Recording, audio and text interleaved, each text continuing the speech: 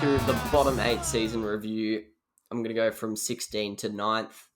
I've got to chat about my preseason prediction, and then I'm going to give out the awards. So starting with the Bulldogs, and I don't want to be too harsh here because obviously all these teams haven't had the greatest season. So I'm going to keep it try and keep it somewhat positive, but I've got to be real with you, and I probably sound like a sore loser as a Tigers fan from the weekend, but I did not realise how bad Canterbury's season was, to be honest.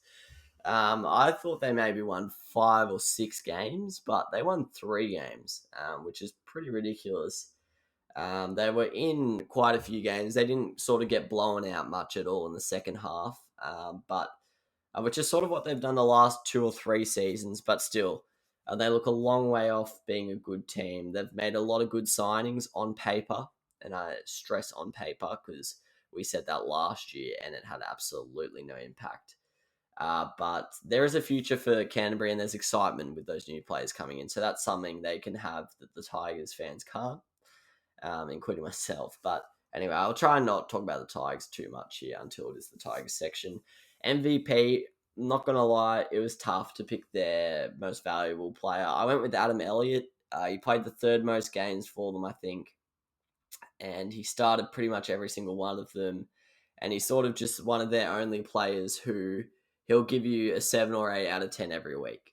Most of their players are either an 8 out of 10 or a 1 out of 10, or they're like consistently 5 out of 10. So he's probably the only one who's got an elevated consistency. And for me, he's their best player and was their best player this year.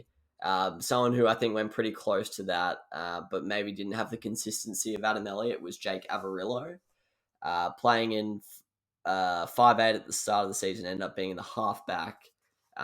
People think he's going to partner Burton in the halves next year. He won the most improved for me.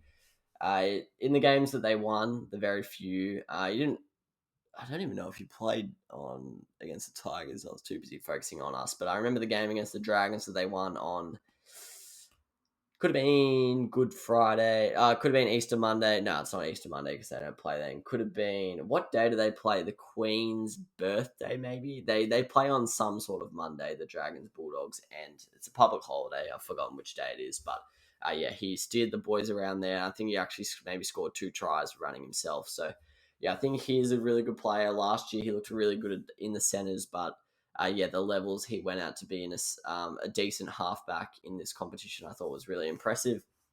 Best young player, I've gone with players who are sort of 1997 or younger, but it's sort of pretty loose. I went with Aaron Shoop, playing in the centres for the back half of the year. I actually think he's really exciting. He's had a really, really good junior career playing Australian schoolboys, I'm pretty sure. And from what I've seen of him, he looks like he could turn into a pretty good player. Nick Meaney, also someone who had a few pretty good games here or there and always gives his all.